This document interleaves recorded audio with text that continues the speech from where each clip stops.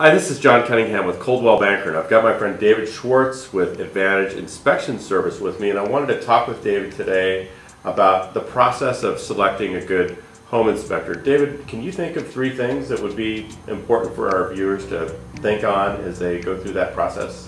Yeah, John, thanks for inviting me here today. I think the key to finding a good home inspector is actually first look to your agent and talk to your agent about who they know and who they trust, and because they're at work every day meeting and interacting with home inspectors, so they will know in most cases. Realize though, legally speaking, they probably need to just give you a reference of 3 companies, and that's will just want to give you the name of 3 companies, but if you beg or plead with them, they might give you 1 or 2 that they really like. What else could somebody do to just ensure that they feel like they're looking at some good candidates?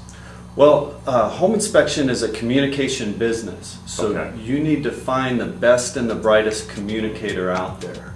And so that means both in written form and in verbal presentation of the findings of the report.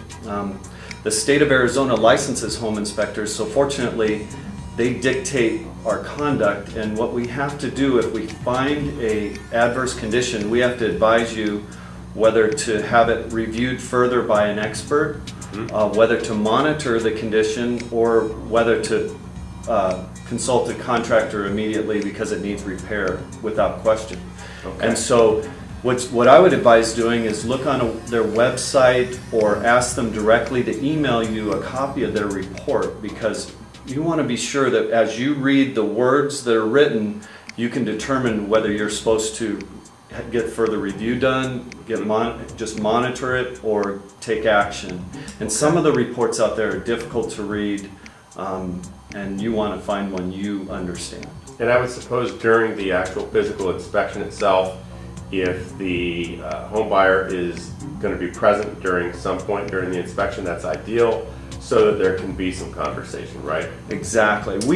It's common, and some buyers are taken aback by the fact that most home inspectors prefer to have the client arrive at about the last half hour of the physical inspection and remain for a full wrap-up at the end. And some people want to be there the whole time, and most home inspectors are fine with that, but I think it's best for some home inspectors to have some alone time to focus on the home and not have to worry about caring for the needs of the buyer at that moment. Let them find the issues, summarize their thoughts so that they can present them to you at a slightly later time.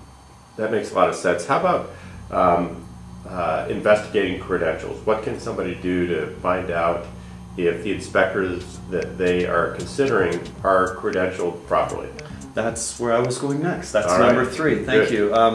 The other thing, obviously, is experience. You want somebody that's experienced at a company that's been around and has longevity. And so you're going to want to be careful. A lot of home inspectors will exaggerate their experience, and they might include past time in another trade as part of their home inspection experience, but it's really not home inspection experience. So you can ask them how many inspections have they performed. That's important to know. In my personal opinion, a home inspector is well seasoned at no less than 1,000 inspections. Once you cross that line, something happens in the mind of a home inspector. It's just an opinion, but it's a good number. There's other credentials. The American Society of Home Inspectors, or ASHI. If you find a certified member of ASHI, they require at least 250 inspections in order to be a certified member, and passage of exams and continuing education as well, which the state of Arizona does not require. So it's additional credentials required by ASHI in order to be a certified member, correct? Exactly. Okay. How long has Advantage been at this, and roughly how many inspections does your company have under their belt? Sure. Yeah, we started out long ago, back in the 80s. So we've been at it 22 years, and that's literal home inspection years, and we've done over 40,000 inspections. We have 8 inspectors, all immensely qualified, and I actually serve at the state where home inspectors are regulated, where we review their reports for compliance with the standards and work through complaints against home inspectors. David, is there anything else in closing that you can think of that somebody would want to do in order to just make certain that they're picking the right home inspector? Yeah, it's certainly fundamental, and probably the first step you should take is to make sure at the Board of Technical Registration where we're licensed, it's www.btr.state.az, that the home inspector's license is current.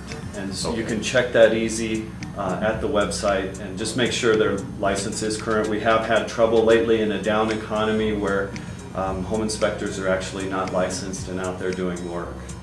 And then one final note is make sure they have errors and omissions and general liability insurance for your protection. Okay. David, thank you for coming in today. And for those of you viewing this video today, if you're needing a home inspector, feel free to call Advantage Inspections. Their number's scrolling across the screen there. If you'd like more information about the home inspection process, you can always email me at john@biltmoreetc.com. Thank you.